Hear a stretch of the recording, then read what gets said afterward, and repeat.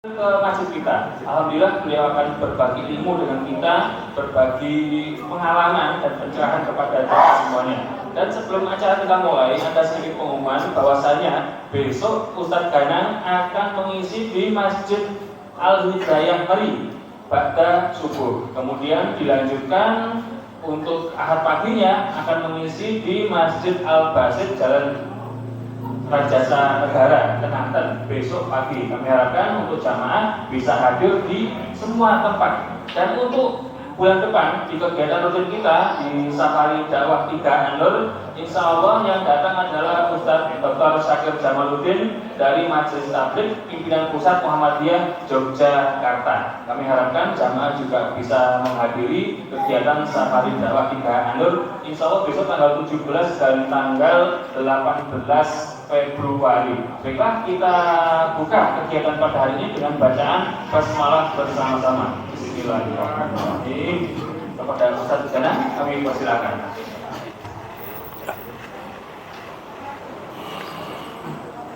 Super. Untuk waktunya nanti kita sampai sholat isya, Ustadz. Nanti kita break untuk azan, dilanjut sampai setengah 8. Siap.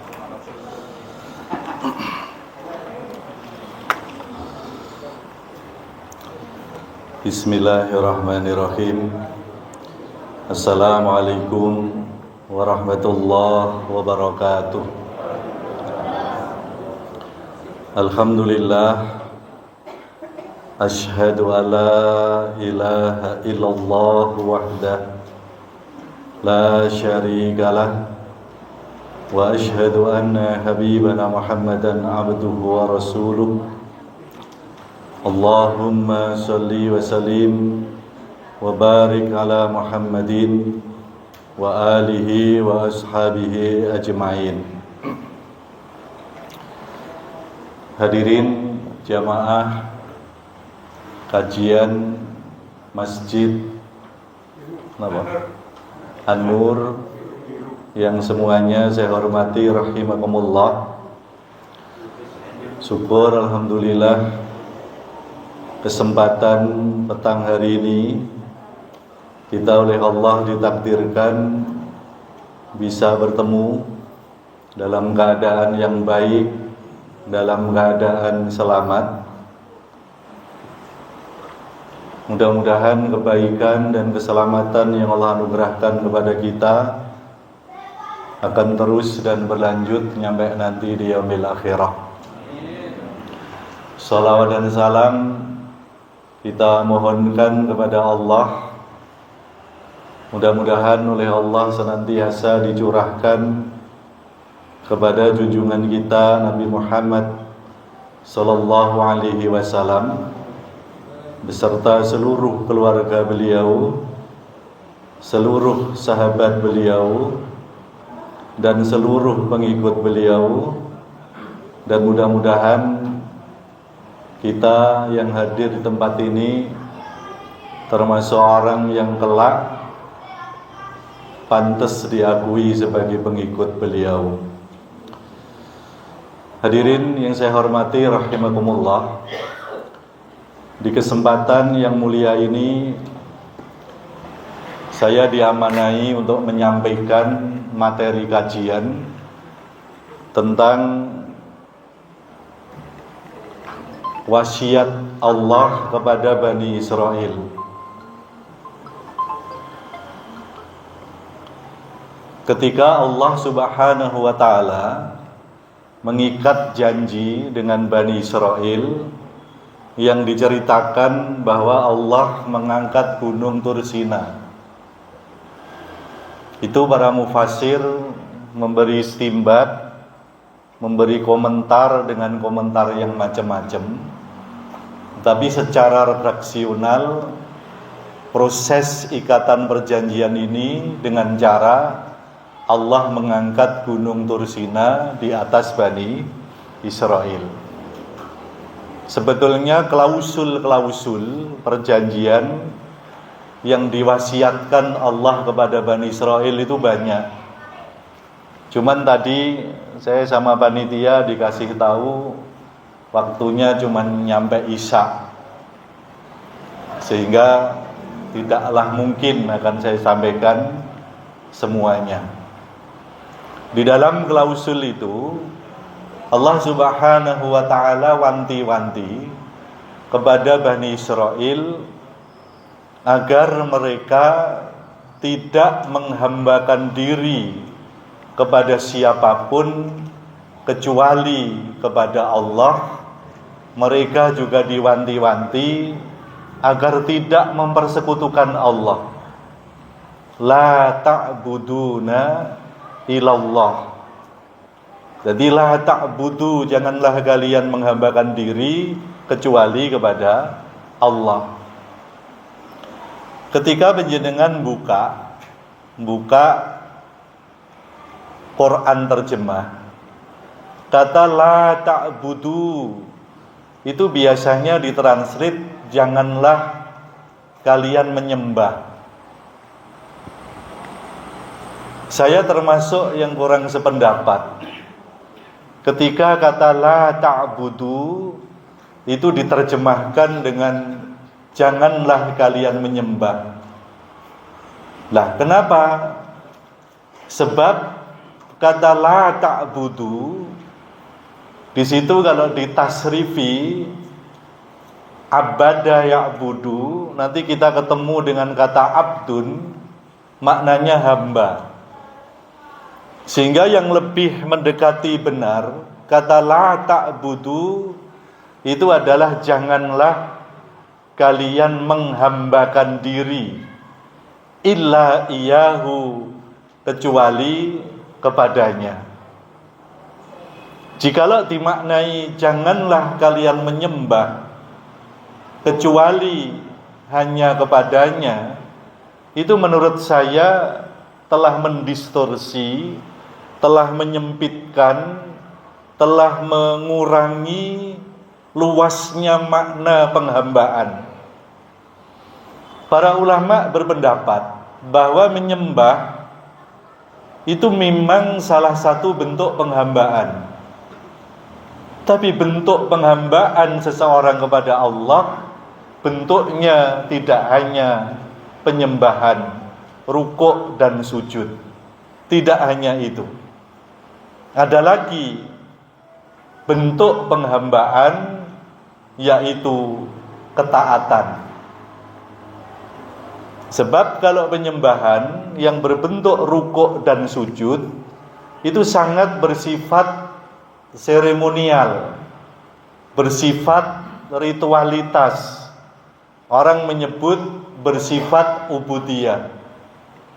Tapi kalau dimaknai dengan penghambaan, kemudian penghambaan itu salah satu bentuknya adalah mempersembahkan ketaatan kepada Allah, maka ketaatan tidak selalu dalam bentuk menunaikan hal-hal yang bersifat seremoni, yang bersifat ritual. Allah undangkan sebuah hukum, kemudian saya taat dengan hukum itu, maka itu adalah bentuk penghambaan. Nah, Allah Subhanahu wa taala sebetulnya berfirman dengan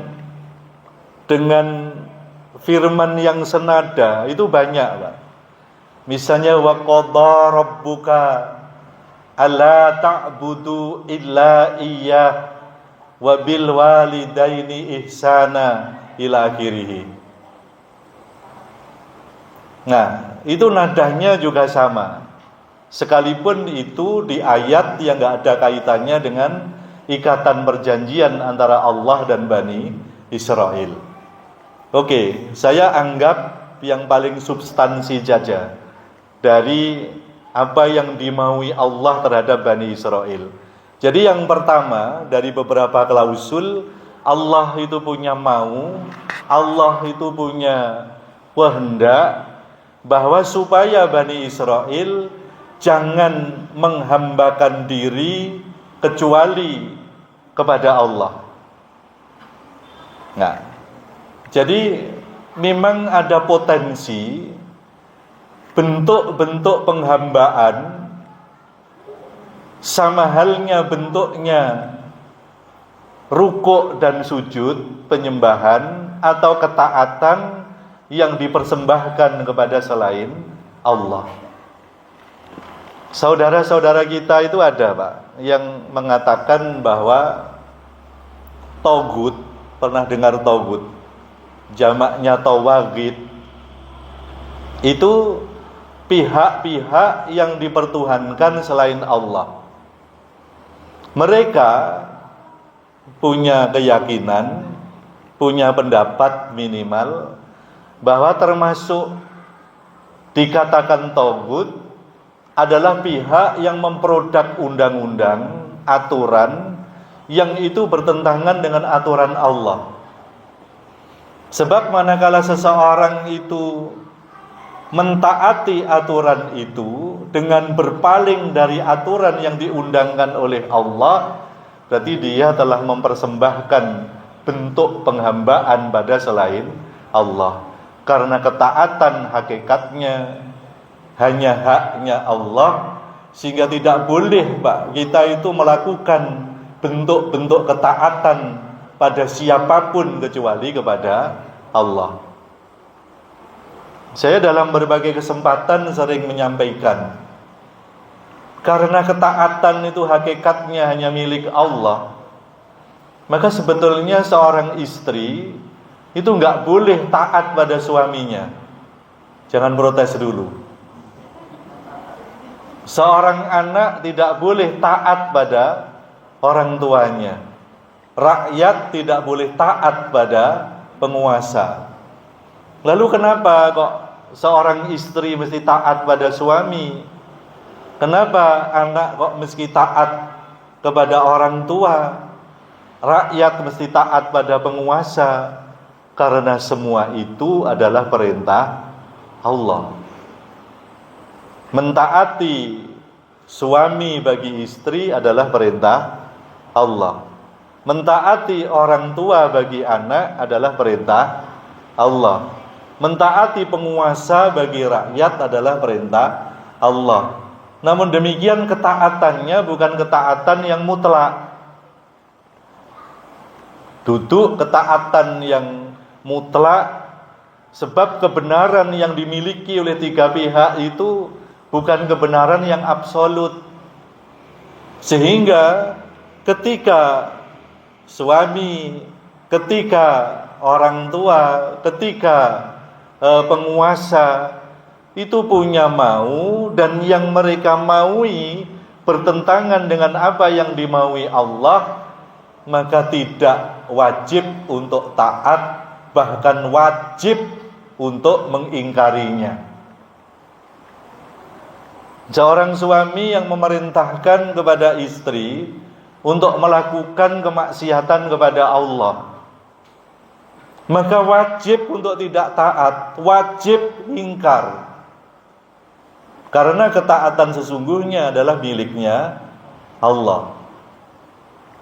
Nah, makanya saya pernah sampaikan, ada bentuk ketaatan tapi tidak bernilai kebajikan di sisi Allah, karena ketaatan itu terselenggara bukan atas nama mentaati Allah.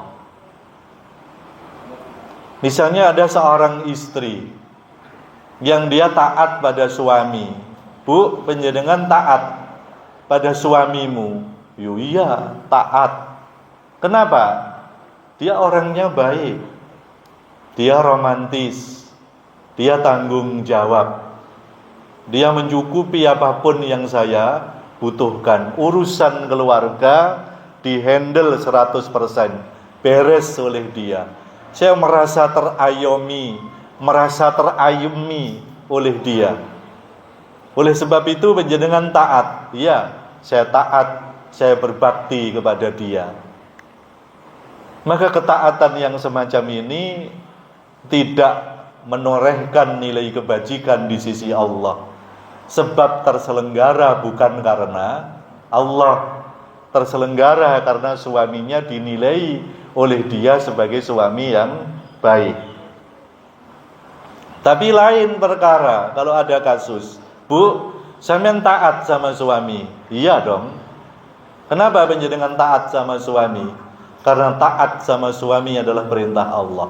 Loh, suami ibu kan jahat. Suami ibu kan bakhil. Panjenengan 1 pekan dikasih belanja berapa?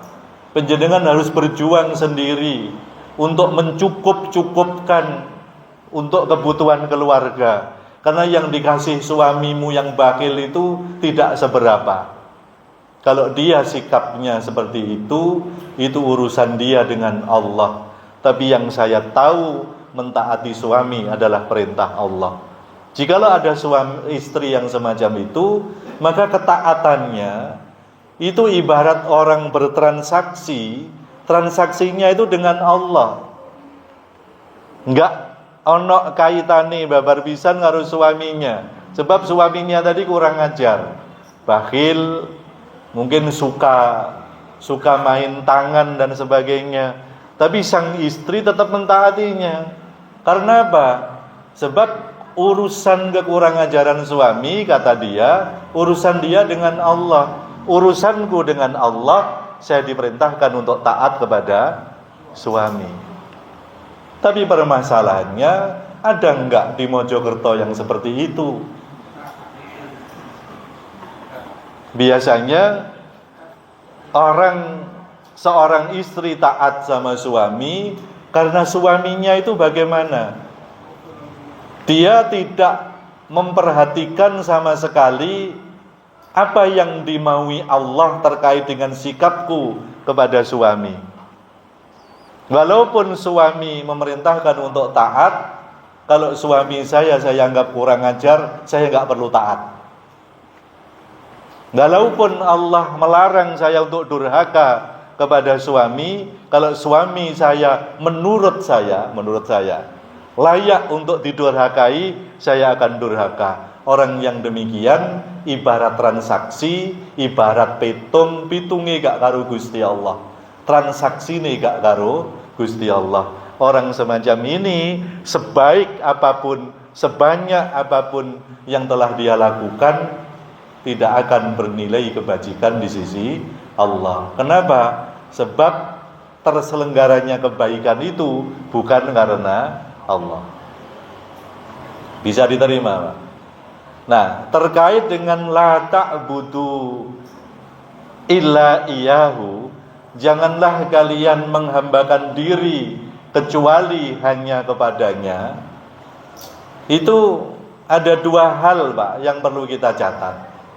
Yang pertama, di samping kita diperintahkan untuk menghambakan diri yang bentuknya penyembahan dan ketaatan, kita juga dilarang untuk menghambakan diri pada siapapun kecuali Dia. Sehingga tidak boleh ada pihak manapun, apapun dia dan siapapun dia, untuk kita taati dan kita sembah secara mutlak. Jadi peseni Gusti Allah itu tidak hanya kita diperintahkan menghambakan diri kepada Allah, tapi kita dilarang melakukan bentuk-bentuk penghambaan kepada selainnya. Duh Pak, apa ada orang yang di satu sisi menghambakan diri kepada Allah, kemudian dia juga menghambakan diri kepada yang lain? Loh, yang dilakukan oleh orang musyrik itu seperti itu. Musyrik itu artinya apa, Pak? Musyrik itu artinya apa? Mempersekutukan. Mempersekutukan itu artinya menganggap bahwa Allah punya sekutu.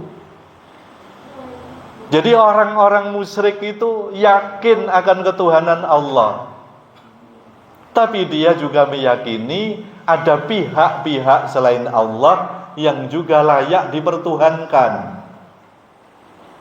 Sehingga ketika mereka ditanya, kata Allah, wala in sa'altahum man khalaqas samawati wal ard, sungguh Nabi, jikalau engkau bertanya kepada mereka, wala in sa'altahum, dengan pertanyaan apa? Man khalaqas samawati wal ard, siapakah yang menciptakan langit dan bumi? La yaqulunna Allah. Pasti mereka akan menjawab Allah. Jawabannya Allah, Pak. Di Blitar itu ada pawang hujan. Pawang hujan ini kalau ngomong tingkat keampuannya, saya bukan dalam kapasitas untuk menilai. Tapi pemerintah kota, pemerintah Kabupaten Blitar itu sering menggunakan jasa orang ini, Pak, terkait dengan mengendalikan hujan. Namanya Mbah Samud. Nah, suatu saat ketika dia sedang bekerja, bakar kemenyan, komat, kamit begitu, selesai, saya tanya, Mbah, sampeyan pas nolak udan ngono iku sing mok jaluki tulung sapa? Maka dia menjawab, Ki Brojo. Ki Brojo iki sapa, Mbah? Ki Brojo iku pendereke Mbok Ratu Mas Nyai Roro Kidul. Mbah, sampean napa gak percaya lek Gusti Allah iku pangeran? Sampean napa enggak ngerti lek sing dadi Tuhan, dadi pangeran alam kabeh iki Allah? Ngerti. Dadi sampean ngakoni lek Allah iku pangeran, ngakoni. Lha nyapa kok njaluk tulung Ki Brojo? Lha sing gelem dijaluki tulung Ki Brojo. Iya. Sekali lagi kalau ngomong keampuannya, saya tidak dalam kapasitas menilai, Pak. Tapi bupati, wali kota, hajatnya pemerintah kabupaten, pemerintah kota, ini sering yang membackup jenenge Mbah Samud itu di Blitar. Ya, ternyata orang musyrik jahiliyah zamane Rasul dengan yang ini sama.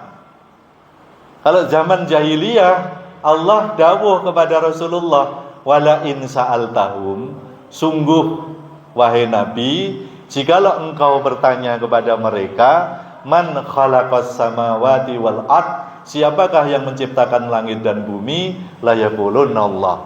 Pasti mereka akan menjawab Allah. Iki meng Mbah Samud tak tekoni, yo ngakoni ketuhanan Allah. Tapi dia minta tolongnya kepada Ki Brojo, pendereknya Ratu Kidul. Nah, orang jahiliyah juga begitu, Pak. Mereka mengakui bahwa Allah itu Tuhan. Tetapi kalau dia budal perang, dia mempersembahkan sesuatu pada berhala yang ini. Dia mau berdagang, dia mempersembahkan sesuatu pada berhala yang ini. Dia mau bercocok tanam, dia mempersembahkan sesuatu pada pihak tertentu. Semacam itu. Sehingga seakan-akan Allah mendelegasikan sebagian tugas ketuhanan pada pihak-pihak tertentu. Hadirin rahimakumullah, untuk menjaga akidah tauhid, supaya dalam hal penyembahan, dalam hal isti'anah, minta tolong, dalam hal isti'azah, minta perlindungan, hanya kita lakukan kepada Allah tok, itu sebetulnya gampang secara teori. Tapi di lapangan memang jin itu main di sini, sehingga mereka yang menjadi pelaku spiritual atau korbannya jamaatul dukunin itu tidak semudah untuk memahami sebagaimana yang jenengan pahami, Pak. Ada misalnya, Pak, orang kesurupan, Pak. Lalu didatangkan seorang ustadz yang dikenal ahli ruqyah. Maka dibacakan ayat-ayat ruqyah, dibacakan doa-doa supaya jin yang ganggu itu pergi. Gitu. Ternyata dibacakan beberapa kali, ini korban ini masih mendelik, Pak. Belum sadarkan diri. Lalu datang, kalau di Blitar itu dukun jaranan. Di sini ada Pak, jaranan. Kalau di Malang bantengan. Karena ada yang kesurupan itu ya. Kalau di Blitar namanya jaranan. Datang. Itu orangnya cuman bilang gini, "Lah, kowe kok ning kono? Ngaleh." Itu langsung waras, Pak. Yang kesurupan itu kontan, Pak, waras. Orang awam akan menilai, "Wow, berarti dukun jaranan lebih hebat dibandingkan ustaz."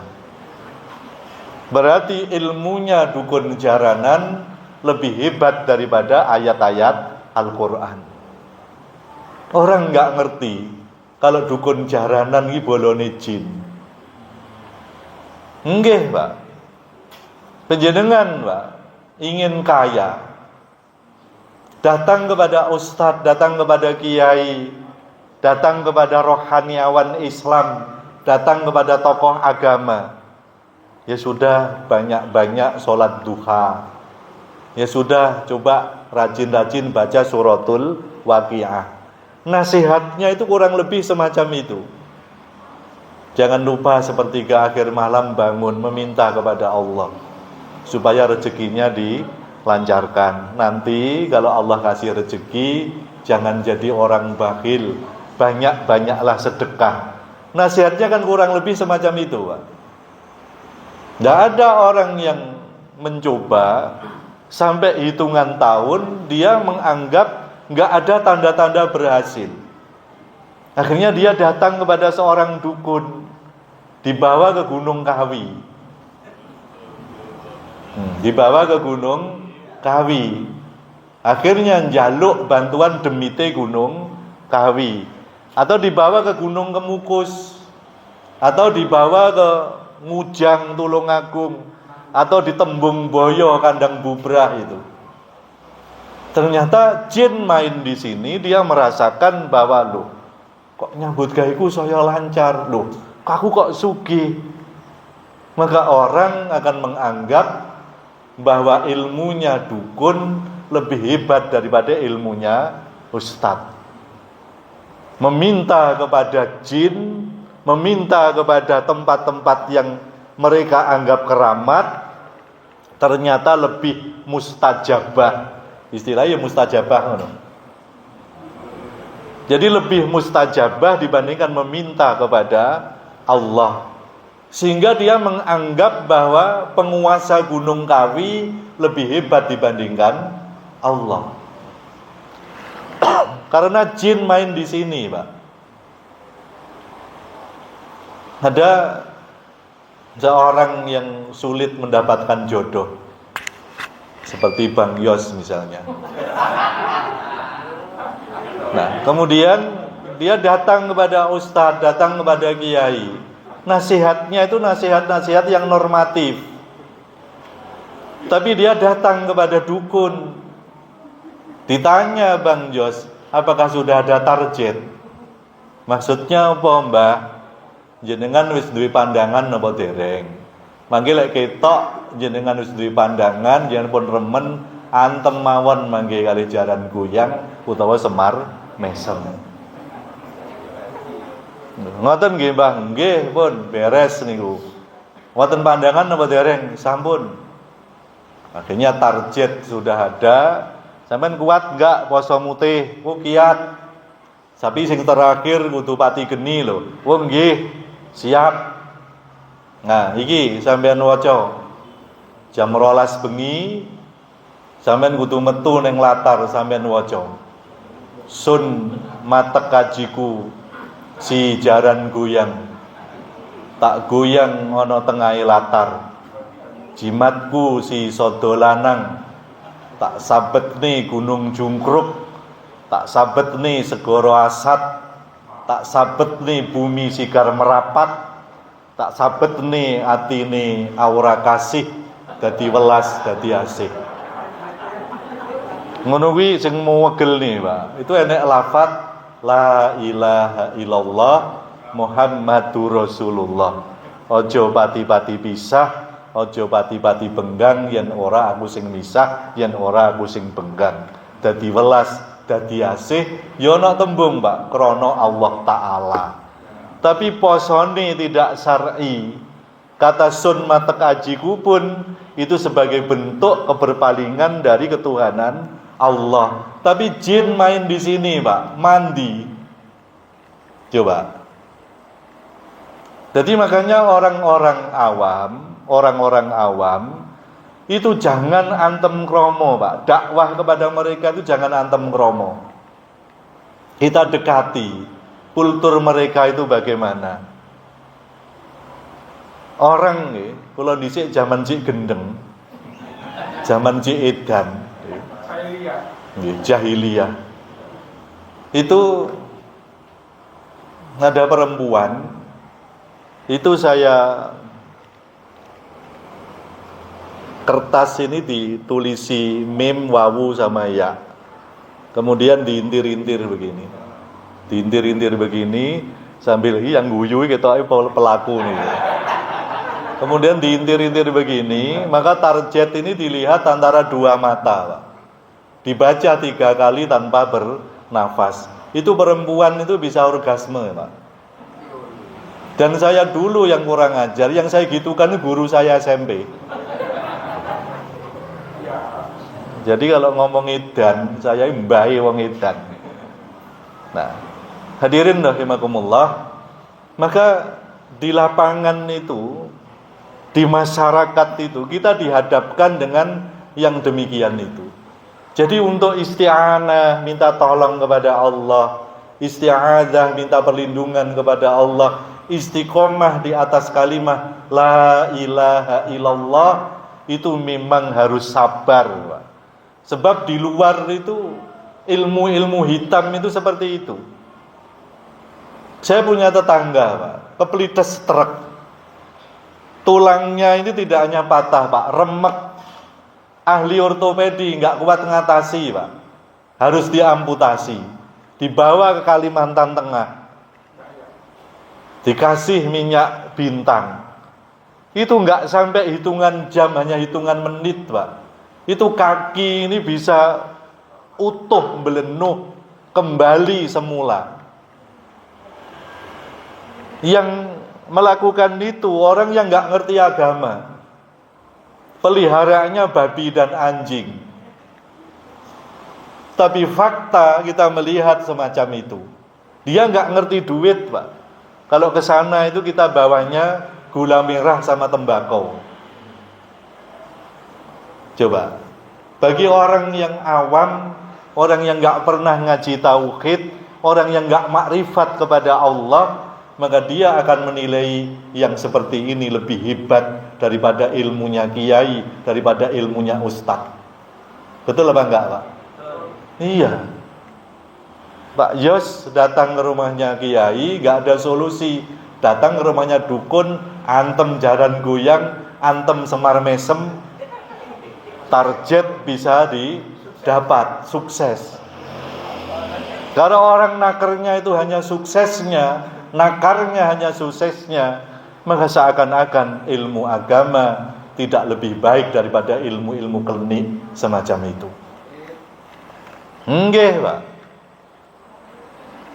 Jadi saya zaman edan itu, Pak, ada manten baru. Insyaallah, astagfirullahaladzim. Malah kelingan itu masih ingat andai yang digitukan saya gimana. Temanten baru, teman saya ini suka. Saya ajari ilmu semacam itu. Yaudah, kamu bacakan ini sun, mata kajiku semar mesem, kembang mangko tumekar tanpa tandingan, hilang kajuru telusir teko tekakno sedina iki jabang bayine fulanah ila akhirih, Pak. Itu nyatanya suka akhirnya cerai, Pak. Padahal Rasul itu dawuh, orang yang menjadi inisiator bercerainya pasangan suami istri la syarafalahu, dia tidak mempunyai kemuliaan. Orang itu orang hina. Itulah saya ketika masih jahiliyah. Iya, Pak. No, zaman Cik Nom kan, ngene-ngene iki saya nggak kenal. Tapi ketika kenal sama penjenengan-penjenengan yang waras-waras ini, akhirnya saya ngaji tauhid, saya ngaji Fathul Majid, saya ngaji kitab-kitab Aqidatul Awam. Bagaimana sih idealnya menjalin hubungan dengan Allah? Maka saya sadar bahwa saya telah melakukan kedzaliman yang sedzalim-dzalimnya. Inna syirka la zulmun azim. Sesungguhnya syirik itu sungguh-sungguh kedzaliman yang sangat besar. Hadirin rahimakumullah, terkait dengan yang bersifat seremonial semacam itu. Kemudian yang bersifat dengan ketaatan, saya nggak waleh-waleh. Hari ini itu kalau kita mau jujur, maka kita ini nggak masuk dalam kategori yang dimaui Allah sebagaimana yang tadi dibaca oleh imam ketika sholat maghrib tadi. Allah berfirman, ya ayyuhalladzina amanu udkhulu fis-silmi kafah wala tattabi'u khutuwatis syaitan innahu lakum aduwwum mubin. Nah, masuk Islam secara kafah itu artinya apa? Dalam seluruh aspek kehidupan, apik, elek, bener, salah, hak, batil, halal, haram, ini standarnya ini adalah standar tunggal, yaitu Islam. Harus begitu. Nah, kita berislam haruslah di seluruh aspek kehidupan. Janganlah kita ini berislam hanya terkait dengan hal-hal yang bersifat ubudiyah saja. Kalau penjenengan berislam hanya yang terkait dengan yang bersifat ubudiyah saja, maka penjenengan berislam nggak lebih dari 30%. Sebab ternyata aturan Islam yang terkait dengan ubudiyah nggak lebih dari 30%. Yang lain yang bahas muamalah, hubungan kita dengan sesama, ini porsinya lebih dari 70%. Nah, saya pernah, bahkan sering saya sampaikan, karena kultur, karena penetrasi syariat Islam di dalam kehidupan kita itu memang terhalang oleh kultur di mana kita bertempat tinggal, sehingga banyak hal-hal yang kita ini masih enggan menerapkan syariat Islam. Yang sering saya contohkan, misalnya di dalam membagi waris. Ingat nggih? Saya mau tanya sama penjenengan, tolong jawab dengan jujur. Di Mojokerto sini, kalau ada tirkah, harta yang ditinggalkan pemiliknya mati, sehingga harus dibagi untuk ahli waris, itu membaginya sesuai dengan Quran apa menurut kultur Mojokerto? Gimana Pak? Jangan jawab jujur. Menurut faraid, sebagaimana yang Allah firmankan, apa menurut tradisinya Mojokerto?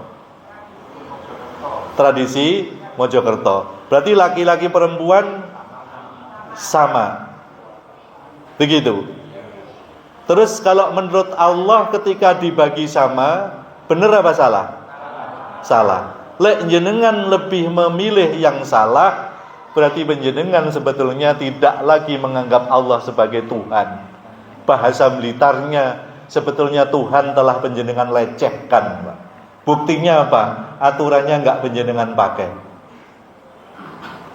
Saya misal, Pak, saya misalnya seorang kepala sekolah, katakanlah, saya membuat aturan. Aturan ini mengikat guru-guru di sekolah saya. Tiba-tiba sama guru ini enggak dipatuhi. Kira-kira saya tersinggung apa enggak? Tersinggung. Padahal sangat mungkin aturan yang saya buat itu juga ada kelemahan, bahkan ada kesalahan. Wong saya juga manusia. Tapi sekalipun demikian, saya tersinggung ketika aturan yang saya buat tidak ditaati oleh orang-orang yang saya kehendaki untuk taat. Lalu pertanyaannya, mungkinkah aturan Allah itu salah?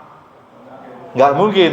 Mungkinkah aturan Allah ada kelemahan-kelemahan di sana? Nggak mungkin. Kebenarannya mutlak, kebenarannya absolut, kebenarannya berdiri sendiri, tetap benar, sekalipun banyak orang mengatakan tidak benar. Tetap benar, sekalipun nggak ada pendukungnya sama sekali. Maka jikalau panjenengan nggak mau mengikuti ini, bahkan memilih sikap berpaling, berarti panjenengan telah melecehkan Allah yang berkapasitas sebagai Tuhan. Buktinya apa? Panjenengan tidak taat. Dan yang demikian jumlahnya banyak. Kalau saya, Pak, saya nggak berani, Pak. Mudah-mudahan sikap yang semacam ini nggak pelin-pelan seperti Egy Sujana, nggak pelin-pelan. Mudah-mudahan saya tetap istiqomah. Saya nggak berani, Pak, berpaling dari hukum Allah. Kenapa? Sebab kalau saya berpaling dari hukum Allah, saya memilih aturan yang lain, berarti saya telah melecehkan Allah sebagai Tuhan. Nah, berpaling dari hukum Allah itu sebetulnya adalah bentuk meninggalkan penghambaan kepadanya. Sama halnya kita tidak boleh rukuk, tidak boleh sujud kepada selain Allah. Ketika panjenengan itu memilih hukum yang lain, itu sama panjenengan telah rukuk dan sujud pada selain Allah. Ada sebuah kisah ketika Rasul menyampaikan firman Allah bahwa orang Nasrani ini menyembah pendeta-pendetanya, menyembah tokoh-tokohnya. Maka ada seorang sahabat yang bertanya kepada beliau, "Wahai Rasul, kami ini mantan Nasrani. Saya ini mantan Nasrani. Saya tidak pernah menyembah pendeta. Jikalau Allah sampaikan kami yang Nasrani ini menyembah pendeta, itu maksudnya gimana?"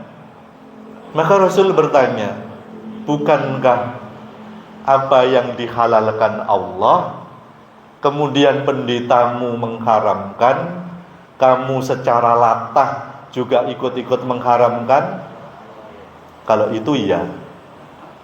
Bukankah jikalau Allah mengharamkan sesuatu tapi dihalalkan oleh pendetamu, maka kamu lebih suka mengikuti pendetamu daripada Allah? Kalau itu iya. Itulah bentuk penyembahanmu kepada mereka. Jadi kalau kita ini berpaling dari hukum Allah, kemudian kita taat pada hukum produknya pihak tertentu, maka pihak yang memproduk hukum itu telah kita jadikan Tuhan dengan meninggalkan penuhannya terhadap Allah. Kalau kita mau jujur, kita sering ketemu dengan yang demikian-demikian, apa enggak? Iya. Baik yang formal misalnya. Sekarang ini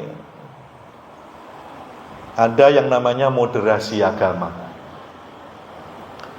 Terkait dengan moderasi agama, ini teman-teman di Blitar, ini saya provok untuk mengundang para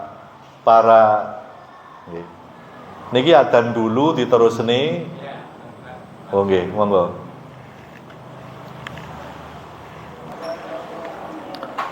Saya teruskan nggih. Jadi sekarang ini upaya untuk mendegradasi agama, melakukan pendangkalan terhadap agama, itu dilakukan dengan sistemik, Pak. Bahkan terorganisir. Bahkan ada pihak-pihak yang siap membackup secara finansial. Jadi kejadian-kejadian yang kita lihat selama ini, jangan anggap bahwa itu adalah hal yang kebetulan terjadi tanpa ada planning, tanpa ada rencana. Jangan, Pak. Kalau kita nggak ngerti, Pak, kita akan celaka. Sebab kita sedang dikerjai, tapi nggak sadar bahwa kita sedang dikerjai. Ini yang bahaya. Salah satu bentuk cara mereka mengerjai umat Islam yaitu dengan mensosialisasikan yang namanya moderasi agama. Itu di kalangan NU, generasi mudanya banyak yang sudah menjadi korban.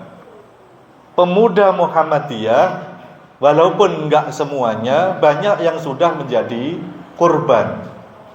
Sehingga membenarkan kampanye moderasi agama atas nama toleransi, atas nama upaya untuk menciptakan harmonisasi kehidupan di dalam kehidupan umat beragama.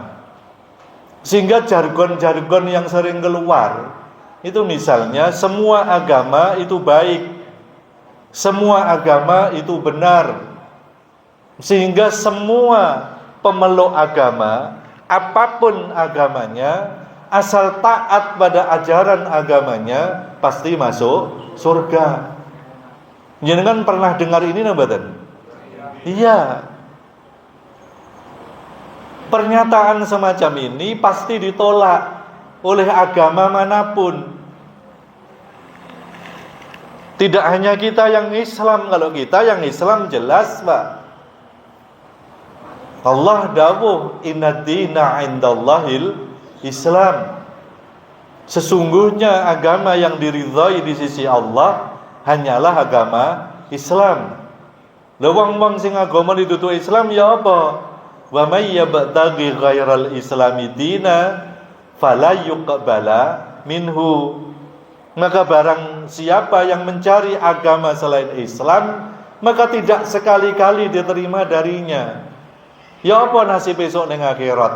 Wa huwa fil akhirati minal khasirin. Dan dia kelak nanti di akhirat termasuk orang yang merugi. Merugi yang dimaksud menurut para mufasir, dia akan mendapatkan kesengsaraan abadi nanti di akhirat.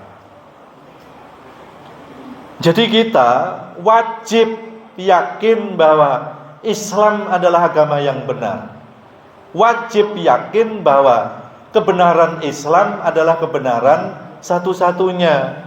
Wajib yakin sehingga di luar Islam tidak ada kebenaran yang lain. Saya mau tanya sama panjenengan, apakah Islam adalah agama yang benar? Apakah kebenaran Islam adalah kebenaran satu-satunya? Apakah berarti di luar Islam agama apapun berarti salah? Berarti mereka semuanya akan masuk neraka? Ya. Harus yakin begitu, Pak. Loh, orang Nasrani apa juga punya keyakinan semacam itu? Tanya itu orang Nasrani. Kamu Nasrani? Ya. Menurut sampean orang-orang di luar Nasrani nasibnya gimana? Loh, dia kan domba-domba tersesat. Dia tidak iman kepada Kristus. Dia tidak yakin bahwa Kristus adalah Mesias, Kristus sebagai juru selamat, Kristus sebagai sang penebus dosa. Maka dia kelak akan di neraka. Jadi ini orang Nasrani ngono, Pak. Ini dengan tanya sama orang Hindu. Orang Hindu itu, Pak, itu dari status sosial itu ada Brahmana, ada kesatria, ada waisya, ada sudra. Tapi empat-empatnya ini pokok mereka itu beragama Hindu, beriman kepada Ida Sang Hyang Widiwasa, maka masih ada potensi untuk bisa moksa. Tapi orang-orang di luar Hindu, mereka menyebut kalau nggak salah Abrahmacharya Vasa, niki orang yang tidak akan mungkin bisa moksa, maka dia akan lelah dengan kematian dan reinkarnasi, dengan kematian dan reinkarnasi, terus nggak ada henti-hentinya. Sebab dia tidak akan bisa masuk nirwana, nggak bisa menyatu dengan para dewa, sebab atma roh nggak bisa diterima Ida Sang Hyang Widiwasa. Jangan tanya orang Hindu. Maka apa yang pernah ngomongkan itu, jadi semua agama itu benar, semua agama itu baik, itu ditolak oleh semua agama. Itu dipaksakan, Pak. Nah, corongnya siapa? Saya kalau di Mojokerto nggak tahu. Kalau di Blitar corongnya Kemenak, karo FKUB. Jadi FKUB itu sering menggelar acara moderasi agama, diundang semua agama. Kadang-kadang dipersilahkan untuk melakukan ibadah dalam satu forum. Maka sekarang nggak heran kalau Natalan bersama justru diinisiasi oleh Menteri Agama.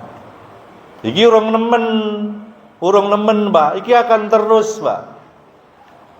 Jikalau kita nggak punya sensitivitas terhadap kesalahan, nanti akhirnya kita biasa melakukan kesalahan, sehingga setiap hari pun salah, setiap masalah apapun kita hadapi dengan sikap yang salah, maka biasa-biasa saja. Wong awake dhewe sudah biasa melakukan kesalahan.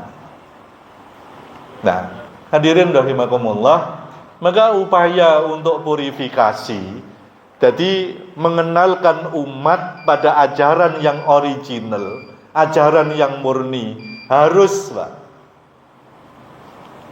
Jadi lek cara kula, Pak, lek cara kula, apa yang disampaikan oleh teman-teman yang disebut Wahabi, yang disebut Salafi itu, dalam hal ini sangat kita butuhkan. Dalam hal ini sangat kita butuhkan. Jadi walaupun jenengan ngene iki lek arep poso dilok-lokno, jari ini sampean ingkar sunnah, sebab penjenengan menentukan awal Ramadan tidak menggunakan metode yang pernah digunakan Rasul Sabaro. Sebab dalam hal-hal tertentu yang mereka sampaikan juga sangat kita butuhkan. Ketika kita sibuk ngomong ekonomi, kita sibuk ngomong sekolahan, kita sibuk ngomong nih rumah sakit, kita sibuk dengan urusan-urusan itu sampai kita nggak pernah ngomong masalah la ilaha illallah, nggak pernah ngomong masalah tauhid, nggak pernah ngomong masalah bid'ah, nggak pernah ngomong masalah syirik, sehingga kita kemasukan kesirikan-kesirikan yang modern itu. Sampeyan krasa napa mboten? Krasa napa mboten? Saya mau tanya, masalah yang tadi saya tanyakan sama panjenengan. Sampeyan pomo dalam keluarga, ada keluarga yang meninggal, harta yang dia tinggalkan mesti dibagi. Itu ketika panjenengan membagi menurut hukum negara didum podo, panjenengan merasa salah napa mboten? Muni yo. Kon muni ora teges maksudnya. Merasa salah apa enggak? Jenengan berusaha untuk tetap teguh memegang syariat Allah apa enggak? Misalnya ada salah satu saudara yang engkel, jenengan berusaha untuk mengajak dia supaya lebih suka memakai hukum Allah, apa wis kono-kono? Yang pertama apa yang kedua? Ngaji ora semangat belas. Berat, Pak, memang berat. Tapi kalau kita yang bukan kita yang memulai, kita berharap kepada siapa?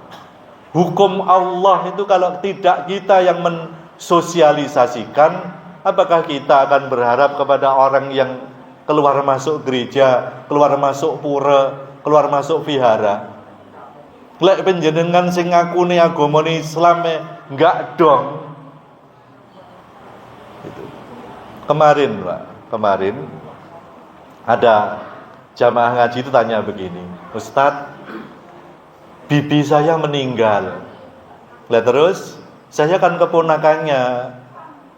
Terus ahli warisnya ada enggak yang masih hidup? Misalnya siapa, Tat? Saudaranya, ada, paman saya masih hidup. Terus bapak panjenengan sudah meninggal. Itu kalau menurut faraid, keberadaan dia sebagai keponakan ini kan terhijab, Pak. Tertutup oleh keberadaan saudara laki-laki. Nah, terus saya dapat enggak dapat panjenengan. Sebab posisi panjenengan sudah terhijab, tertutupi oleh keberadaan saudara laki-laki sing mati. Jenengan tidak dapat. Diprovok, Pak, karo ibu-ibu Aisyah. Sing mlevoki ibu-ibu Aisyah iku jenenge enggak adil, Mbak. Ustate kleru. Sampean ki ponakan. Sampean kan bapake kan ya tunggale bibikmu to.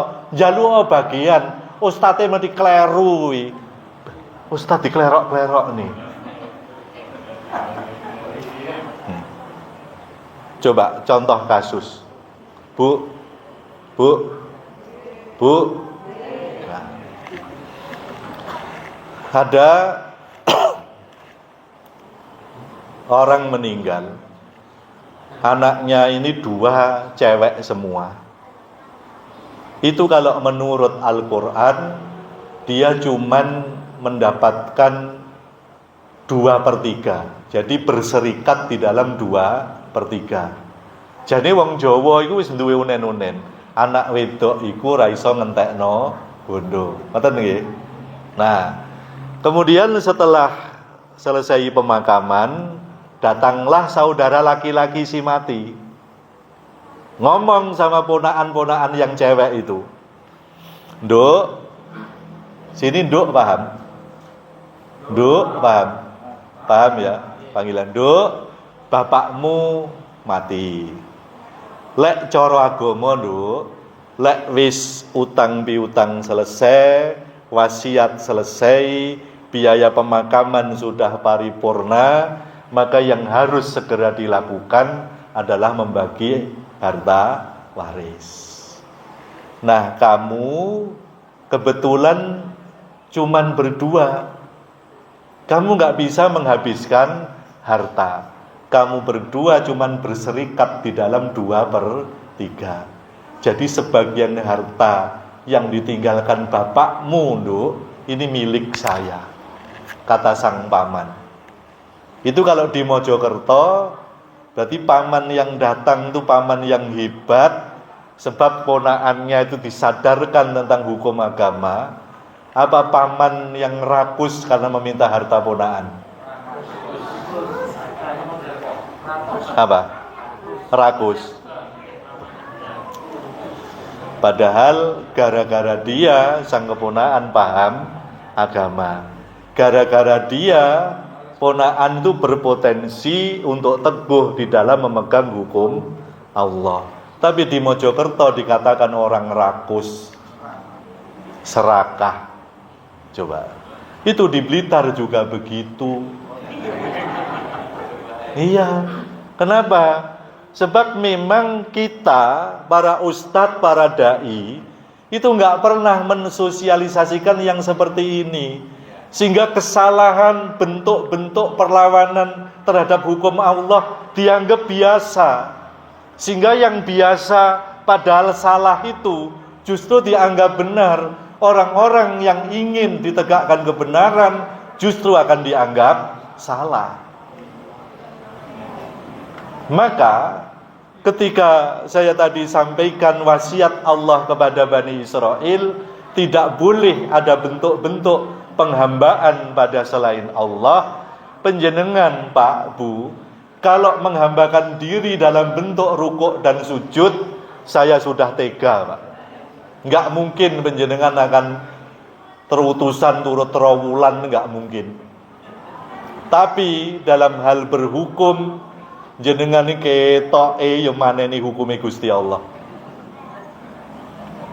Maka terakhir saya sampaikan, sesungguhnya bentuk penghambaan kita kepada Allah adalah mempersembahkan ketaatan hanya kepadanya dan tidak ada bentuk-bentuk ketaatan kepada selainnya. Mudah-mudahan yang sedikit ini memberi pencerahan kepada panjenengan. Sebelum kita akhiri, mungkin ada yang ingin protes. Monggo. Monggo. Nggih. Yang mana? Kok enek swara, enek rupa. Monggo. Pundi wae enek ibu wae.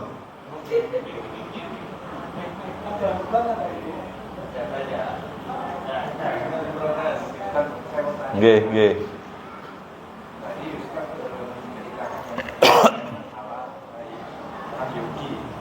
Yang mana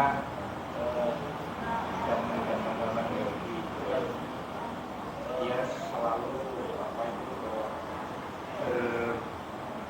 berpikir yang lebih baik, lebih positif gitu ya. Cuman sekarang ini umat Islam nggak tahu di dalam orang Yahudi itu, orang kafir lah katakan itu kan kadang-kadang nggak suka membohongi, nggak jadi nggak pernah menepati. Tapi rata-rata orang kita itu selalu percaya dalam artian orang Muslim.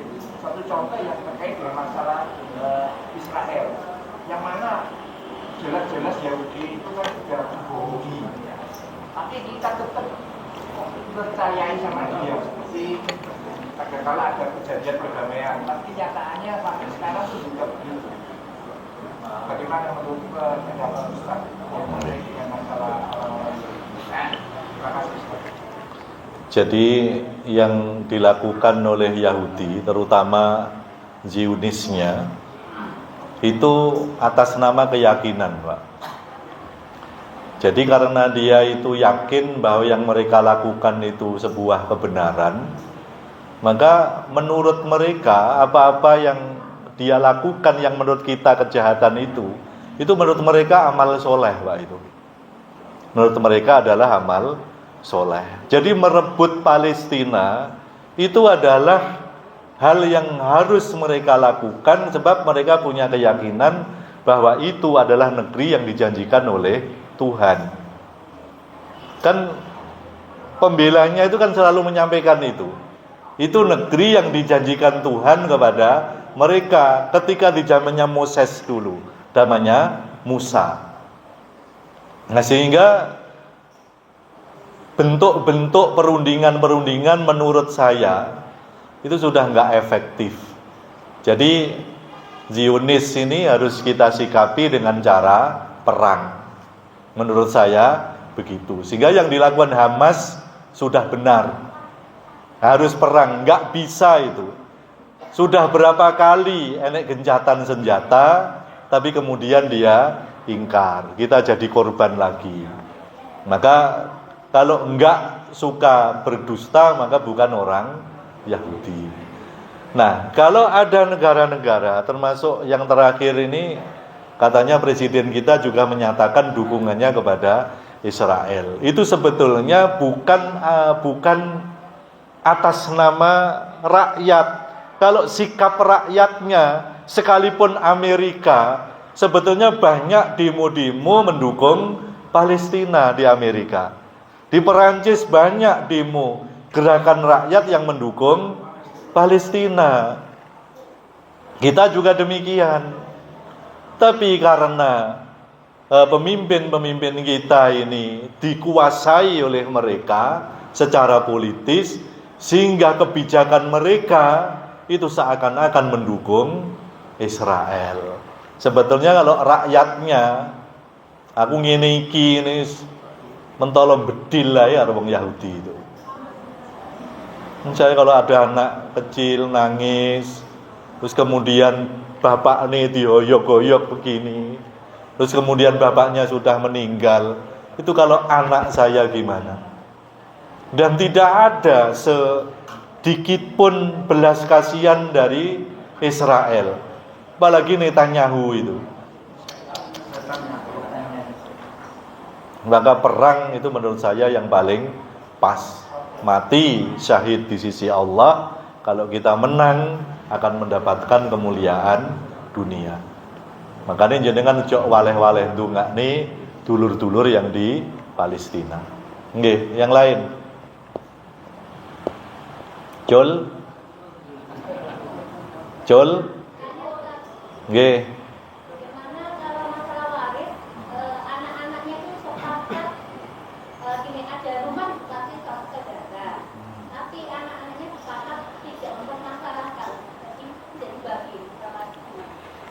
Nggih, itu kesepakatan ini ketika ibunya sudah meninggal apa belum?